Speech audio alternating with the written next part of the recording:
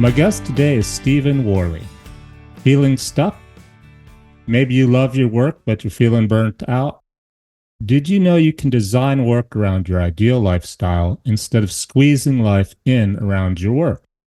Stephen teaches people the most important life skills required to create work that works for you. He's been working on his own terms, working for himself for 25 years.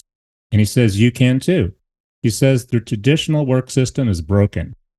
He's a freelancer, coach, consultant, and what he calls a solopreneur. Through his website, Life Skills That Matter, he helps others get the clarity, accountability, and the confidence they need to gain work freedom. For this episode, I'm going to be asking Stephen about a type of lifestyle that's referred to as minimalism. Welcome to my show, Stephen. Thanks for having me. I'm really excited to be here. And it's so funny that you mentioned about how I get people unstuck. I actually sent out a email to my community today about how to get unstuck. So it's funny how things align sometimes. And then in terms of that, there's this term minimalism, which is new to me. I'm always the last to know things. Also, what does it mean? Why do we need another word? Like, this is how you live your lifestyle, right? This is how I live. And now we have a label on it. But tell me, you're more of an expert on the term. What is minimalism? It's funny. I mean, I also am somebody, I don't like labels. And I was living like this even as a kid, well before it was a movement or a thing. But I think a lot of times people think of minimalism today as a movement to or a lifestyle to figure out how you can live with less and or how can you kind of reduce your possessions to a point that those are the ones that you exactly need, the ones that you're going to use all the time, or the ones that you find value and joy from, and kind of removing all the other stuff that fills up our life, that fills up our closets, our drawers, our garages, or in some cases, people have separate storage units outside of their homes because they have so much stuff. And what are people trying to do with this? What's the goal, their intention that you're trying to get to? Because you and I are already doing it. Yeah. These are people, their garage is full. The people you're helping, their garage is already full of stuff. They're like, help me, please. What are they really wanting by doing this? Ooh, I'm going to be really cerebral and say clarity. They want clarity. So I think people come to this because for a variety of reasons. There's always that entry point, but then it really comes into this moment of who am I and what do I really need?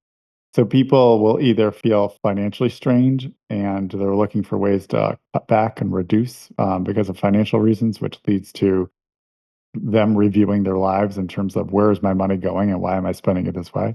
Other folks just feel so overwhelmed by all the stuff in their house and things that they're tripping over or getting in the way of. And they just like, I got to get this under control. I'm tired of living with all the stuff. I feel almost like I'm suffocating. I'm feeling trapped by my own stuff.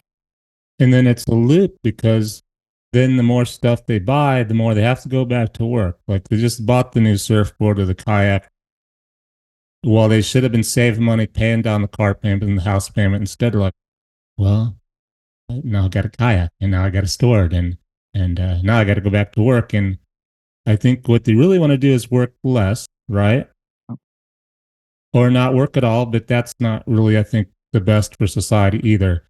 Personally, I get bored when I do nothing. Like when I left my engineering job, I was bored, which is how I got into my next thing that I was doing for a profession.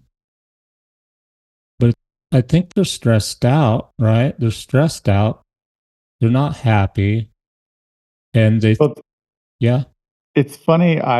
When a lot of times people come to me, they feel stuck in their work in some way, right? okay, And if they have no idea what they want to do or how to proceed, one of the first recommendations I have for them is to do a purge of their life. And so that's kind of like a minimalist activity. hmm, That means reducing material things. That means reducing your usage of social media, contacts on your phone, that's a great one. Yeah. So I think a lot of times when we think of minimalism, we always think of like the material stuff, but there's a lot of digital stuff that's cluttering our lives now too that needs to be reduced. Well, because then you get your time, because that's time.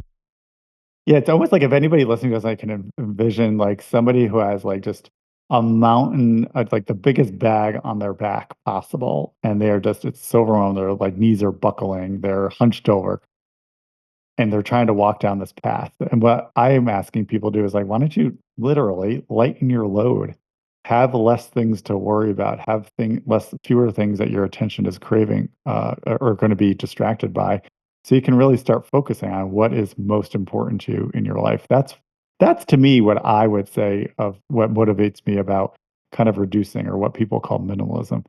So this and just really quickly, this process that I bring people through is as you're purging your life, you start seeing like what's important, like what's left behind is something that's important to you. And you can actually now see it in the context in a bigger way without all the other stuff cluttering it, whether Mm. it's photos on your phone or it's just cleaning up your living space.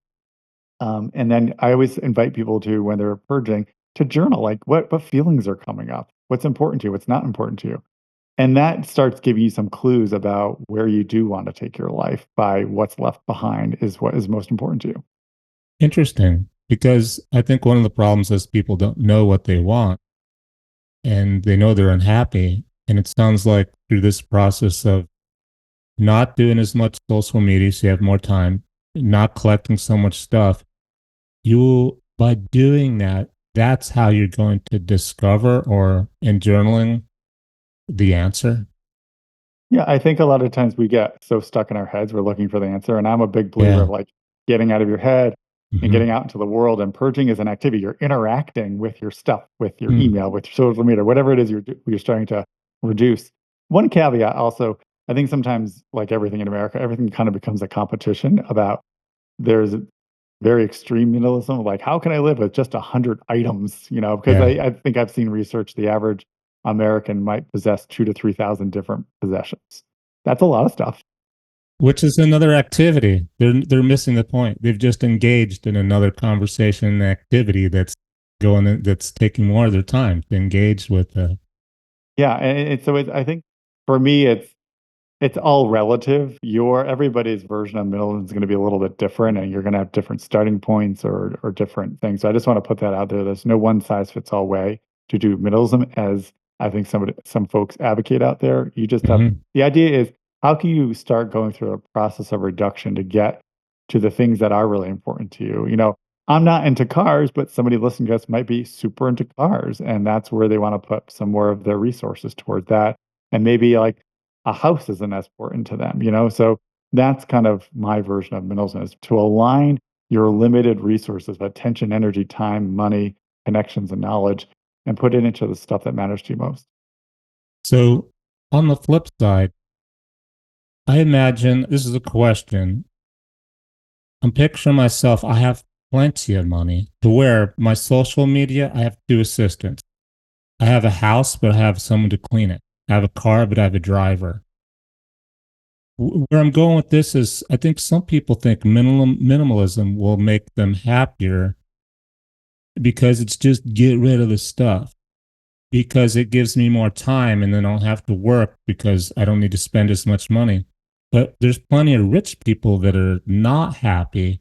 So let me ask you, Stephen, Mm. is it even though they can have someone take care of the car and do their social media, they would still be happier if they cut down on stuff? And if they would be, why is that?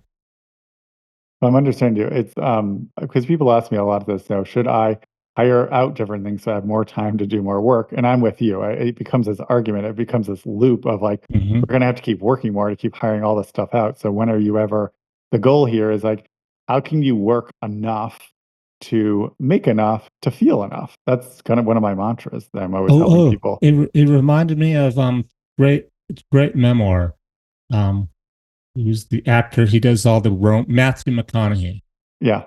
So, and I didn't know. I'm like, wow, I didn't know he played the drums, and he had a record label. He had a record label, a film production company, and he was doing his acting.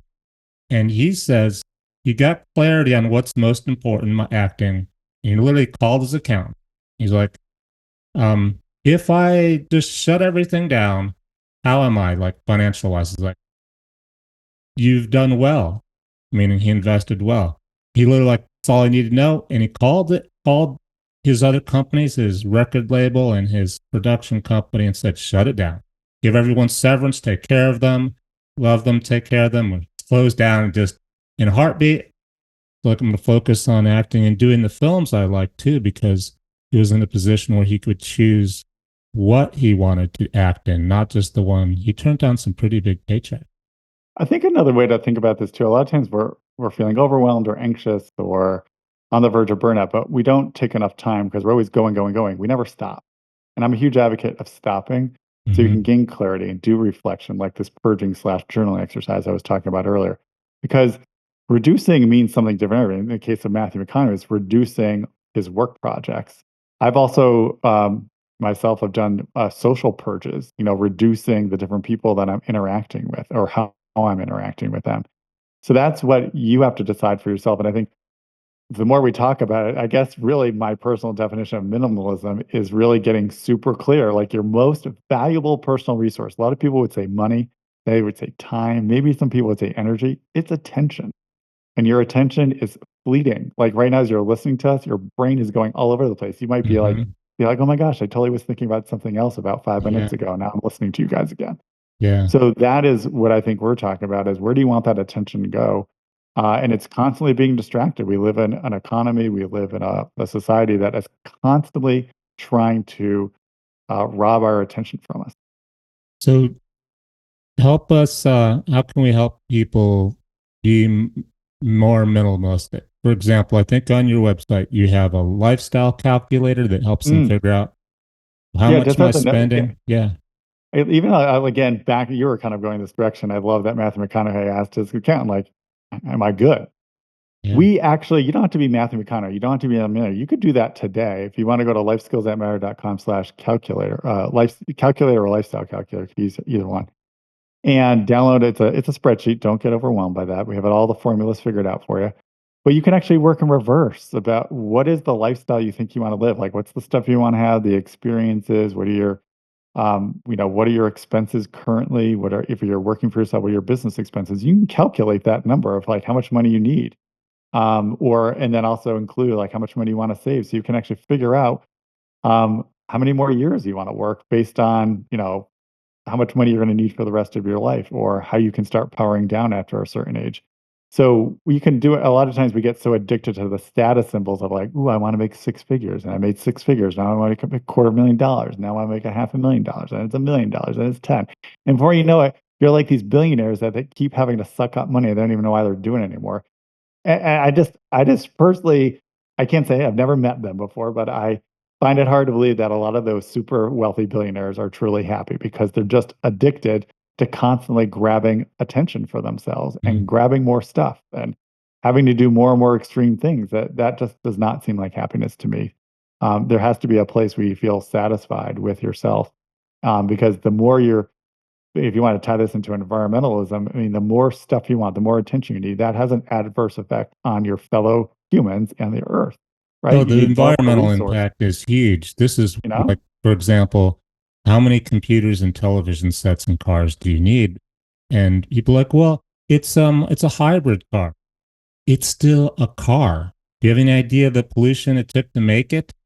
It's so just because it saves energy or it's recycled, it takes energy to recycle and takes energy to build something again. Just because it's recycled doesn't mean you buy it and it's good for the environment. Everything you buy has an impact or do, unless I you, love that you say because it's always like the mantra was that reduce, reuse, recycle. yeah, Recycle is at the end for a reason. That should be actually a last resort. Reduce is the first one, and that's the one that's really hard for people to think about and want to yeah. do. I'm with you. I often think we're constantly thinking about all these alternative energy sources. I think we should absolutely be exploring them, no question. But the one that we're not talking about is how do we just use less? It's like we're not being honest with ourselves as a society that we should all be actively intentionally figuring out how could we using less? And I feel like one thing I have learned, and I'm not sure if you've ever encountered this, Daniel, on your journey, but the less I have, the more I can do. That's another one of the kind of mantras I do. Because then my attention is vying or has to worry about less stuff. I was living out of a bag for 2 years, traveling the world a couple years ago, and now I have a house again and a car and a dog. And Hmm. it's amazing. Like, oh my God, my car is taking my attention because like I had to get a new muffler on it. And right now I'm like finishing attic. If you hear any background noise, I Yeah. apologize about that little construction. But all of a sudden I see how my attention's being taken away by all of these other things that I did not have to worry about when I was living out of a bag. Yeah. If you have a house, you always have something to do: mow the lawn, fix the roof, the plumbing. There's your weekends at your house. So on the flip side, we talked about Matthew McConaughey and rich people. Um, there's the other extreme with the minimalism. I think a lot of people they think, like you said, it's a contest. Even I can get to 100 things I own, and if I get to 50, I'll even be happier. And that's not true either, right? I mean, at least that's how I feel. Sometimes or even people with meditation, they become competitive meditators. Like, I've Hmm. meditated for 4 hours. I'm like, all right, in my humble opinion, you do not understand meditation. That's not the Yeah, intention of what you're trying to do here. yeah. So I think, yeah, I think that's also unhealthy because you're looking for this tactic to give you the solution, and as as we've all heard this before, and it's been said over and over again, it's really about the journey. It's the activity of reducing your life that you start noticing things about your life of what's important to you and not important to you. Have you ever read the Marie Kondo book, the Life Magic of Tidying Up? Not that I recall, but I have read one of those books that gave me the great idea. It's this simple, and I've done this myself twice. I'm constantly purging stuff, even though I Yeah. try to keep it down. You probably do the same. I just it makes me feel good to get rid of Well, stuff. it's like a check-in. It's like kind of in the spring and fall and seasonal transitions, spring cleaning, fall cleaning. I always make it a habit of my life. I really, even when I open up one of the drawers in my kitchen, I see like all the different like tools I could be using for cooking. I take out anything I haven't used in the last 6 months. I do this with clothes. Mm, Every 6 months, I look at my closet. I'm like, if I have not worn it, my inner voice, for some reason, doesn't like it anymore, and it's going to go get donated. I'm not using it yeah. anymore. So I think you're right. Even once you purge, it's a process. And I think really the goal here is that you want to really be another thing I always see people do is like what I'm supposed to do versus what I want to do. And sometimes when we're trying to even like reduce and get down to 100 things, you're kind of like doing it for other people. You're showing other people that I can do it. But is it making you happy, And if you're somebody who started out with 3,000 things and you got down to 2,000 things and you feel even happier, great. I think that's great. Well, what I do is this is, and I read this in one of those books that you just mentioned. The simple tactic is because there's a lot of stuff to remember. The simplest thing I do, and it works, is I pick up an object. It could be a book. It could be, you know, a book. Books are pretty common things, but the stuff in your kitchen drawer. And do I love it or just like it? And if I just like it, of course I like it. That's why I have it. And yeah, it's cool. And maybe I'll use it someday. Do you love it? Do you love it? And if I love it, or I think I might, I go with the first impression. And I'll put it back. If I'm kind of like, get rid of it. And that's what Marie Kondo was kind of talking about. She's Mm, like, hold the item, and if it gives you her terminology was it gives you joy or deep sense of meaning, mm-hmm. even something because sometimes there's something like that we're not using actively to live our lives, but there's something about this object. Like I have a bunch of nesting dolls on one of my shelves that my grandmother purchased for me when she went to the Soviet Union in 1989. And she brought back lots of different things for us. She traveled the world. She was an avid traveler. But I only have saved a handful of things, and I love looking at them. It reminds me of her, or of that time of my life. Yeah. So I think that's what you're kind of looking for here is this something I really need and I'm gonna use all the time, or does it give me profound joy? And then sometimes Marie Kondo would also recommend, and I've also recommended people, sometimes you don't need it anymore, so just take a photo of it, because a Yeah. lot of Or times to, you mm-hmm. just want the memory of that object, and you can use the photo to get that, and believe me, I've done this, and guess what happens, Danielle? You never even end up with going back and looking at those photos. So it reminds me of maybe it was her, the other The other thing, one of the things she said was take greeting cards because you mentioned is it sentimental, Mm-hmm. and almost I'd feel guilty. I'm going to throw out my birthday card from my mom or a Christmas card from my brother. I keep some of them because I really love them. The other ones, I'm like, what she said is, they didn't mean you to keep these forever and have you guilty about throwing them away and collecting like a stack of them and having clutter. That was not the point. It was a beautiful card at the time. It did its purpose. You can let it go. You can basically recycle it, throw it And away. she gave me a lot of permission around that. I love that you brought Mm, that up. Even if somebody just gave you a gift today and it was the thought and they really thought about you, you don't have to keep it. You don't have to mm, worry about like when next time they show up in the house, I have to make yeah. sure that it's displayed that they say like, no, you Look, don't. I gave it to the neighbor. But then again, the neighbor loved it. I do this just before when I'm purging, gonna throw stuff away, take it to Goodwill. I go, you know what? My neighbor has a dog. I wonder if they'd like this big fluffy pillow thingamajiggy that's dirty and I mean Goodwill probably doesn't even want it. Like, yeah, my dog needed a new bed. Thanks. You put the free box out on the curb. Yeah, I'm like that. I often think I'm a steward of objects that I truly don't own them. If somebody else in the world needs them, I want them to use it. Like, for Mm-hmm. example, my mother gave me my great grandmother's wedding china. And believe it or not, Daniel, I said, Mom, when's the last time has been ever used? And she was kind of running the numbers in her head. And she's like, I think it's been in that box for 60 years. Like 60 years. I said, I'm Wow. selling it or I'm using it every day. Like, remember China, previous generations, this is Yeah, special. You're only it's supposed to nice. take it on certain Nice. occasions. Yep. Guess what, Daniel? I use that stuff every single day Nice. because I'm either use it or give it to somebody else who's going to use it, but don't hoard stuff. So sometimes I know that's a stretch for a lot of people, but if I'm not using, I truly believe there's somebody else in the world that could use it and And appreciate it, it in a way that I'm not, and I should give it to them. and it brings them joy. Yeah, You can't buy joy. You're making someone happy. Like, how would the saying another man's junk is another treasure? And it's good for the environment because now they're not going out and buying it. absolutely. So you're helping yourself and everyone. So I have a question. Do you need to be a vegan or vegetarian to be a minimalist? I don't think that. Remember, my version of minimalism is it's all relative and you have to decide. And there's all these aspects of your life as we've been talking about. It's not just stuff, it's digital stuff, it's social, it's work projects. It could be your diet.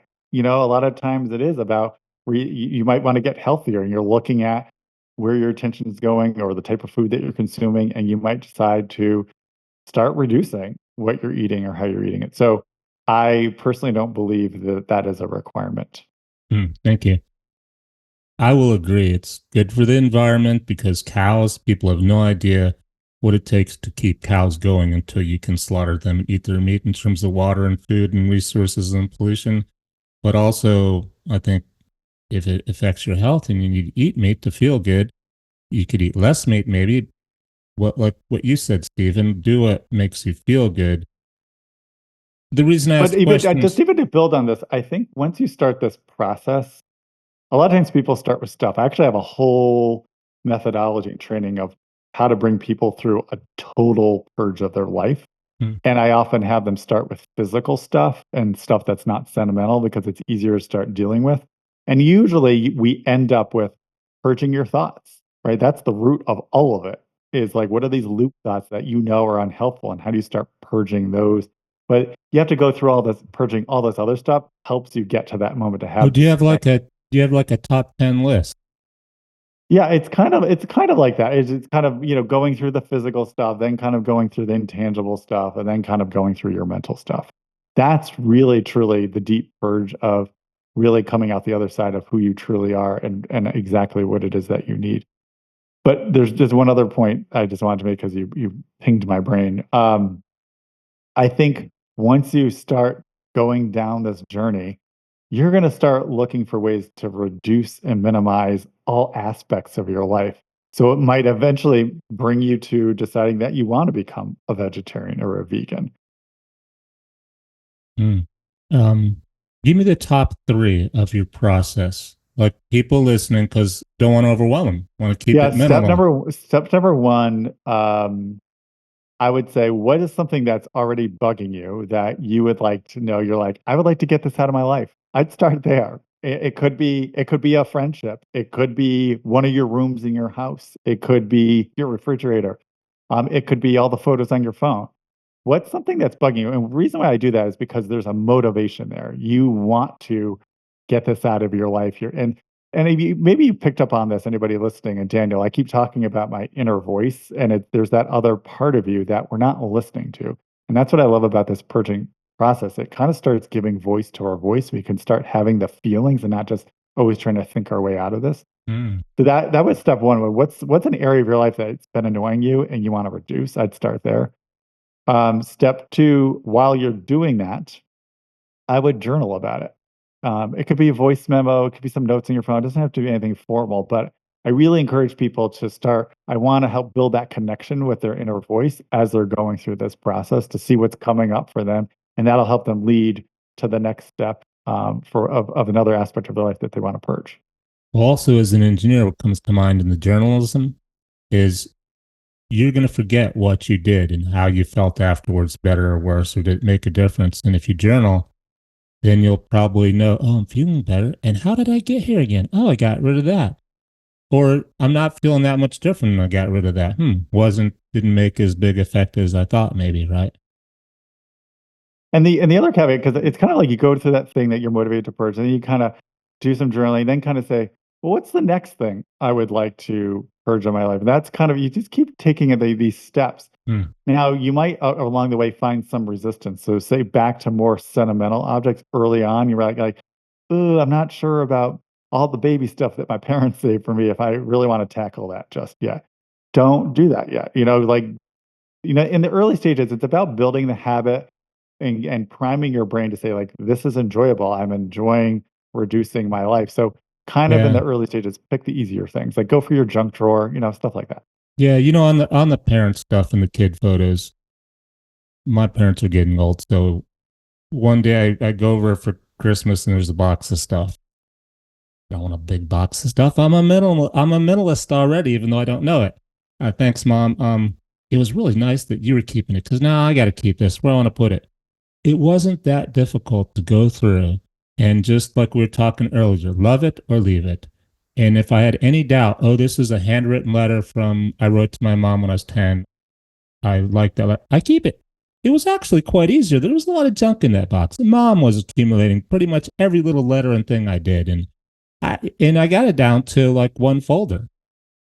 Yeah, you do. It is really amazing how Yeah. quickly you can let go of a lot of different things. And that, or the question, sometimes back to the journaling, the question is, if you're finding yourself struggling to let go of anything, that's where you wanna start asking yourself, like, Mm, "Why? Where's this coming from?" Because that's the thing, so, in a way, you're being held back by all your stuff because you're not dealing with something on the inside, right? If you think, the extreme example would be a hoarder, yeah. somebody is literally being imprisoned by all of their stuff because they're not dealing with something about themselves. So I'm going to make a presumption here that in the end, what it's really about is a lot of people unhappy, don't know why because they haven't started the process, and in the end, it's going to make it's really no matter. It's not just about their stuff. Their stuff is kind of like how people drink. It's a habit. It's a distraction. A distraction's a good word. You can get rid of a stuff to a point, and then it's going to make you realize that what you've been distracted from, you're going to see might be what you really want to do with your life, with your time, what's important, your purpose. And then that's when the big challenge comes in, right? Because, so to which, tell me your story, Stephen, because you get this minimalism thing. It's really because, it comes down to work, right? Most people don't like what they spend 8 hours a day doing and they want to do something else. And by doing the minimalism, it helps them do that better, right? Yeah, I always had a tendency, like, if you ask my mother, she's like, "Oh yeah, Stephen, like growing up, had a super simple bedroom." I did. Mm-hmm. I was not somebody who liked a lot of stuff. Although I did have different collections, but they were always very organized, like a rock collection, antique car collection. But advancing to work, the universe did me a favor. I got laid off election day 2000. I was working for a dot com. I was part of the dot com bust. It was partly owned by CBS. I had started my career in television news at CBS Sunday Morning and Mm. moved over to the internet division.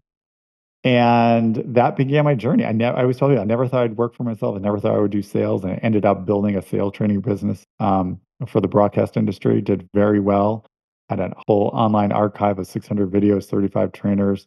I would also do a lot of consulting, in-person training all over the country, and I also that opportunity kind of fell into my lap. And that's when I started to realize, like, okay, I don't want to do this forever. Like, how much money do I really need? And that was like the seeds of how I ended up developing a lifestyle calculator, which is now part of Life Skills That Matter, the business that I run. Oh, you used it on yourself, tested it on yourself. Yeah, a lot of these businesses, you do this too. You have to Yeah. I always tell people, you got to kind of do all the research and all the experiments on yourself first before you start working with other people and advising them, because they want to know that you did it too, and I did it, And and long story short, I did a purge. I started reducing. I started shutting down and selling off different parts of the business. Hmm. And I let go. That process started in 2012, and I let go of my last consulting client in 2016. And that's when I decided I wanted to start the next thing. And I saw how work was fundamentally changing as we knew it.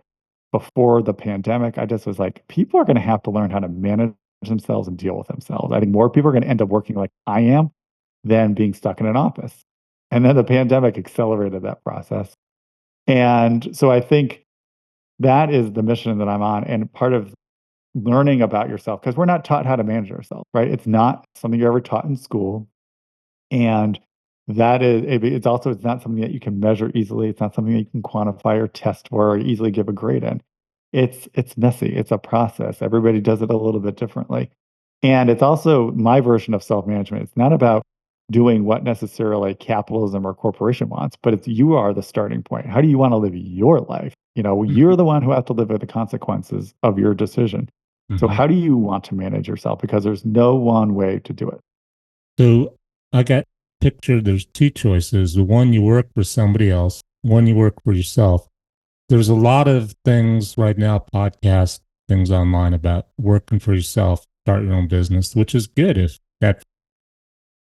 Talk to me about doing minimalism and being happy if you are going to work for somebody and you want to design your work around how you want your life to be, but you're not meant to be an entrepreneur. You're going to work for somebody else. How would that look? So I want to say, like what you said, you kind of given us only two choices.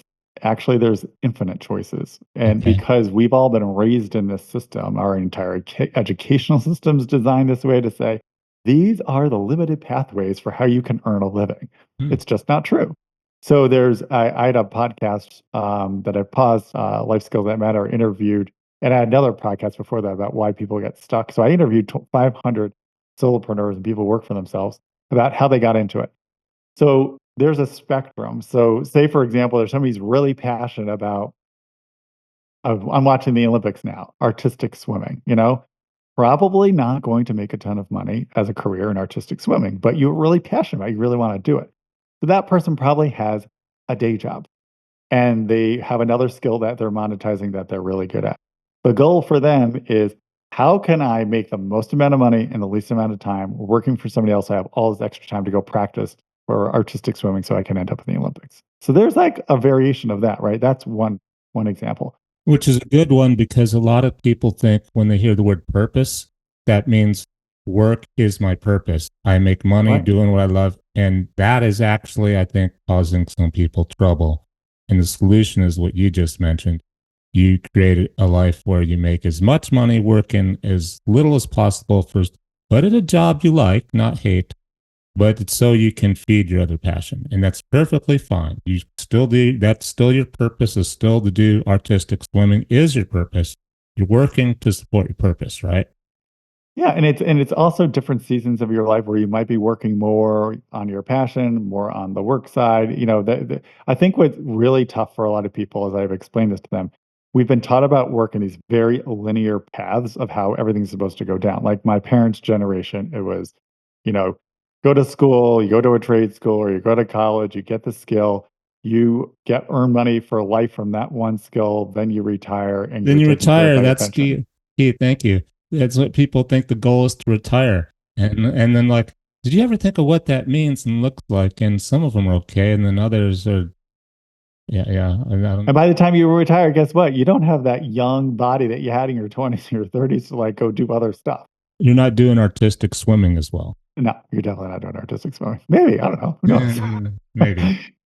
So I think so somebody might be listening to us and they're like, I'm been reading a lot, I've been exposed. I think I want to work for myself. I'm just not quite sure how to get started. So what I generally say to somebody like that is start reducing and start focusing on what do you really need to get done in your job so you can get it done like an hour earlier every day, whether you work in an office or you're remote working. So you free up that extra hour to start experimenting about what would you want to do for your work and start using that hour for yourself. Right. So there's all these ways to kind of sidestep or transition into these different work styles. And another example, I'm doing a consulting project in the city where I live in Western Massachusetts, and the city wanted me to. They asked me if I wanted a job, and I said I don't want the job, but I'll do this as a consulting project, and this is how I would go about doing it. And they said, okay. So a lot of times I think the other thing that's changed when we even are in a job situation, we think, oh, this person, I'm so lucky enough for them to give me a job. And I have to do what they tell me to do. Otherwise, they're not going to give it to me. Yeah. That's not true. When you're in an interview, you're interviewing them as much as they're interviewing you. And if it's not a fit, you want to know about that right away. So you're not miserable 3 months in because you weren't honest about what you really needed and how you need to work. Or, Daniel, imagine if we made it a common practice that in job interviews, the employer would say, "Hey, Daniel, can you tell me what makes you feel productive and motivated?" And saying, like, "This is our culture. I don't know if I can hit every single thing that you want, but I really want to know to see if we can do it." Yeah. But most people, at least speaking for myself, I would be tempted to make stuff up like I do in a resume. Oh, I feel most productive. If I come in the office early, an hour earlier, which might be true, but I'm not going to say if I can have an hour off during lunch to go do a short hike. Oh, or I'm sure it wouldn't go over well when I tell them, I find like 3 out of 7 days a week, I need a deep meditation that sometimes slides into a nap for about 30 minutes. Is that okay? Yeah. But you know what? What roils me, what makes me so fired up, Daniel, is that makes me so refreshed and fired up and motivated. I need that sometimes. I need to settle my brain down to do a Yeah. meditation in the middle of the day, or even if I just to sleep, because sometimes I get super early. I'm up at 5 and I get a lot done by noon. Okay. So imagine we all can imagine the first way, which is your employer interviewing you, their eyes roll, and you know that you probably won't get the job. But imagine for a moment that they roll their eyes and go, "Yeah, that's what I'd love to do that too. Go for a hike. That's a great idea." And they give you the job. Well, how good would that feel? Right. I think that's what I really believe money is important, but it's not the thing that motivates people to want to do work and to want to do better. They need a clarity of purpose, they need shared values, they need to feel heard in terms of what makes them feel productive. And but for whatever reason, employers do not want to listen in a lot of cases. A lot of them are because of the pandemic. It is Yeah. changing. But every time I hear people like, they got to get back to the office, this is the way it is. It's to me like when you were a kid and one of your parents said, do this. And you're like, why? And they're like, because I told you so. That's what it sounds like. Give me a better answer than that. I'm an adult. And I feel like we need to have more adult conversations in the workplace. Well, it's pretty typical. Things don't change in the business world. For example, I had the thought this is a great episode just then for management, for leadership in corporations to listen to. You always complaining nothing changes and we want to manage better, get more productivity. And they'll say they've tried stuff like this. And maybe it's not their fault. Maybe some of them have asked potential someone being interviewed for a job, what would make you happy? And it's up to that person, and the person wasn't honest. But then there's trickle down too. People in management positions want to climb the ladder, and then they're afraid to go out too far out on a limb themselves, and do things like we're speaking of. Yeah, I think it's harder and harder when you're inside enormous Yeah. organizations. That is tough. That is not how I'm designed. Hmm. I am not going to thrive in that. I like to be much more nimble. And then there's the other chicken and the egg, which is so if you do something that people tell you shouldn't do, you can't do, and you do it, you're like, look, see, I wasn't afraid. I'm doing it. Like, wow, they're doing it. You inspire them to go, I want to do that too now. Like it was a road trip by myself and I'm a woman. I'm going to LA. That's dangerous. And you're going to drive at night by yourself and then go do it. Then all of a sudden, grandma wants to do it too. Like, I want to go on a road. I want to drive my own car. Um, so you inspire people. And I think some of the people in the workforce, the managers, they have been depressed and locked down and afraid to actually do that themselves. They're afraid to ask their boss for an hour off to meditate or hike. And they're so ingrained in that they can't see the forest through the trees. Yeah, I mean, well, it goes back to your identity. A lot of times when I work with people saying you're going from an employee identity to a self-employed identity, and in a way, you have to start being aware that you're going to shed some different attributes of yourself to make this shift. And Mm, it's a grieving process. It's kind of like part of you is going to go away, mhm, die, and then you're being reborn into this new identity. So what I think you're talking about, there's a lot of people that are so wrapped up in different attributes of their identity that they cannot let them go. mm. And that is what's holding them back. They're not open to change or they're resistant to change. They don't know how to adapt. And that's what causes stress. That's what causes anxiety. That's what makes them miserable. Mhm. And speaking of miserable, one thing I also want to say, I always feel like when it comes to work, we've also been taught that in order for work activity in our life to be considered work as different from fun, pleasure, etc., it has to be a little bit miserable. And I disagree. I mean, not everything I do is fun all of the time and things have to get done. I mean, accounting is not something I want to do all the time, but when I run my business, it's something I need to deal with and get done. Mhm. But I think we need to change that message. I mean, work is work sometimes, but it doesn't have to be miserable. Yeah, and with that in mind, what came to my mind is in terms of the culture we're speaking of, that's where it helps if you want to find a job at a company whose philosophy and their style of work aligns with yours, right? Mhm. So rather than quit your job, you could look for a company that would hey, if I went to work for them, they understand me. And at the same time, if I'm also getting rid of the kayak and the extra car, minimalizing, I'll be ready to move if they tell me, oh, you're going to have to move 1,000 miles away to the East Coast or the West Coast. I'm like, great. I just pared down. I've got less stuff. It's easier to manage. I'm freer. I can go. Well, I remember when I went to business school, which I would advise anybody, you don't need to go to business school if you want to work for yourself. But at the Mm-hmm. time, that was my journey. And I had a professor, like things I remember is not like the academic stuff. He encouraged all of us to save 1 year FU money. And what he meant by that is however you're living, back to that lifestyle calculator, save up that amount of money for a year. It just changes your whole mindset and your confidence level about your work options because you know then, based on how you're living your money right now, not like the austere budget, but how you're living, you're still doing everything you're normally doing for a year, save that amount of money. It gives you just so much more confidence about you can wait things out longer until you can find the opportunity that you're really fired up about. And I also advise people, especially now, I guess there's some chatter that the job market's getting a little softer. I don't think it's a good idea to just only apply to job postings online. I'm a big believer, back to what you were alluding to, Daniel, is make a list of organizations, companies, or industries that do inspire you, that you are fired up about, that do share your values. And whether they have a job available or not, you should contact them. Find Mm, somebody in the department of where your skill set would benefit them most and start building relationships with them or find friends of friends. Look through your LinkedIn profiles who you're already connected to inside of some of those yeah. industries or companies and build relationships. And that is what is going to start giving you opportunities that you're excited about. Just applying to jobs online through random job postings, it's algorithms that are looking at your resume. It's not even human beings anymore.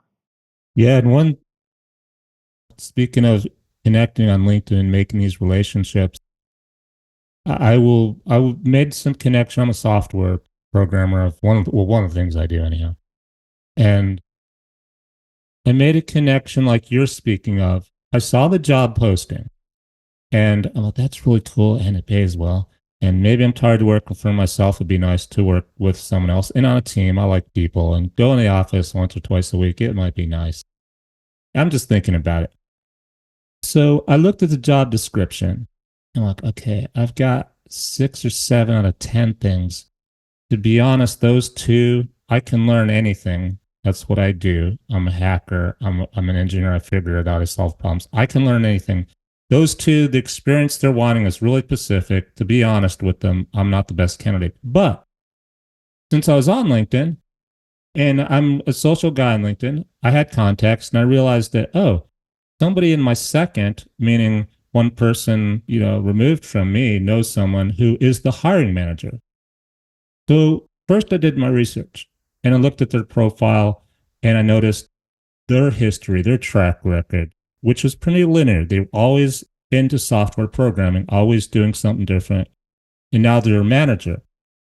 And I think it's Photo Bucket or a company like that he's working at now. And I just reached out to him like, hey, nice. I'd like to connect with you here. I'm a programmer too. And by the way, I saw this opening. I'm not the best candidate. You can see that by my resume. But just wanted to let you know, otherwise, it's kind of interesting job and how things go. And then he told me his story. He's like, I'm really happy here because I was photography. I really love photography. And I think he had been working at Amazon or some big company that it's a lot of people's dreams to be a programmer. He's like, the money was great, but I really like photography. So this is awesome. Now I'm in the business. I'm not a photographer, and maybe he wasn't the best photographer anyhow, but he's right there in the business every day, and he's a manager and he's loving his job. So now I have that new connection too. So, and that just spider webs out like his connections are my connections, and he might know someone that goes, hey, this guy Daniel, he writes software on how to sing your own song, even if you don't know how to sing or play an instrument. You just use his app and it'll tell you, it'll spit out a song for you to sing and help you write it. Who knows where that might lead to? And even if it leads nowhere, it's just what we do, right? We're social, and it's a good place to be, Stephen, as you mentioned on the LinkedIn, and reach out to people. And that's how you found me. It is, huh? It was great. Yeah. Or even Yeah. to even just tie back to your original theme of your interview about minimalism is doing a social purge sometimes. Making I did this probably 10 plus years ago. I made a list of everybody I knew that I interacted with regularly. And I put them into two different categories. Were they positive or were they negative? Were they bringing me up or were they bringing me down? And I slowly weeded out all the people who were bringing me down. Not everybody, or I reduced my interactions with some of them. Yeah. Yeah, like on Facebook, you can on Facebook just say, I want no more post from this person. I don't want to unfriend them. That's kind of, I don't want them to do that to me ever. But I just don't want to see more posts from this person on Facebook or LinkedIn or wherever. Yeah. So once you kind of do that purge, then you're like, well, now I want more of the more positive people in life. And what you're talking about is being clear about your values, or like being intentional about what kind of people do I want in my life. And a lot of times I think in our society today, we're really afraid to like start the conversation or reach out to people or introduce ourselves. And I encourage everybody to do that. Just focus on what you're excited about. What are your interests? What are your passions? And other people who have that same interest or passion, they'll want to hear from you. People love talking about stuff that they're jazzed about. Like like you and I today, we're excited about talking about minimalism. Like this is like easy, right? I'm still trying to really figure it out because you and I live like this on purpose. So I'm kind of self-analyzing myself, actually trying to study my own process and lifestyle and go, why are they calling this minimalism? And what are people trying to do? And don't let them put you in a box, Daniel. Don't put me in a box. A good speaking of boxes is, you're in the airport or you meet someone on the street. What do you do? Oh yeah. Yeah. Yeah. I like to ask people what excites you right now. And it really throws people when you ask that, because it's a different question that because usually you're ready to say. They're like, ooh, I have to think. And that's what I like. And that's what I inviting everybody to do is like, because then somebody has to check in with themselves. And excitement is a feeling. That means they have to check in with their inner voice. Like, what is exciting me right now? Yeah. And then I get all the random things. Sometimes it's like a big, deep thing, Or sometimes it's like, I just had the best fried chicken sandwich for lunch. That's what I'm really excited about right now. Also, if you were to, okay, I got two choices here. I could tell them I'm an artistic swimmer, Yeah. or I can tell them I'm a stockbroker or a real estate agent. Whichever one you choose, it's going to take you down a path in that moment that you're not coming back. You're not going to switch with a stranger, really, you know. And think if you tell them real estate, they're going to go, oh, I'm looking for a house. You might close a sale. If you tell them artistic swimmer, that's probably going to brighten their day a little more, not just because it's a little more interesting, it's because it's what you love. But you know what I love that you said this because I would teach people how to tell their career story, and I tell people what it is you really want going forward, not just what you think is safe and what they want to Yeah. hear.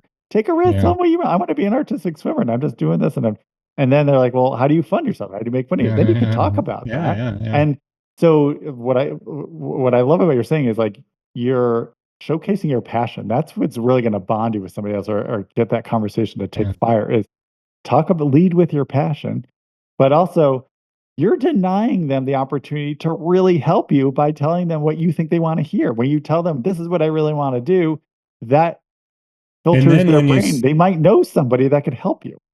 And then when they ask how do you fund it, you're going to be tempted to go into that real estate mode. I sell houses. Instead, tell them the truth, which is I want to quit selling houses because we all know a realtor has to be available every second of every day. Hmm. Now I walk dogs. Spit it out. I know it doesn't sound as I'm just making this up too. Whatever your side hustle is, don't feel like you're less of a person because in that moment they might go, oh, you know what? I need my dog walked. How much is it? Or I know someone who needs this. I need someone who needs that service. Your next side hustle, which maybe I'm making this up again, Stephen. It's to sell I'm calendars. loving this. You're like in my head. Like you're my people, man. Yeah. So I'm selling photo calendars of my swim team. And like, oh, you know what? My agency, we're looking for a gift, a Christmas gift. Well, we'll take 500 of them. Who knows? But if you speak your truth, you can at least have a chance at living your truth. The more you keep it inside and stuck, um, you're not letting it go. You're not the minimalism things, letting go. It really is, and it is, and back to this whole thing, the letting go is the clarity, and somehow sometimes we're afraid of the clarity. We're back to the identity thing. When we say something that is a little unconventional, or for a long time, I felt like I had to come up with different stories because, believe it or not, like I know more and more people are working like this. But 25 years ago, when I started out, it wasn't a thing. Yeah, People like people for COVID, all you people that got to experience getting unemployment and working from home during COVID, you have no idea how different things were before that was even thought of or allowed at all. Yeah.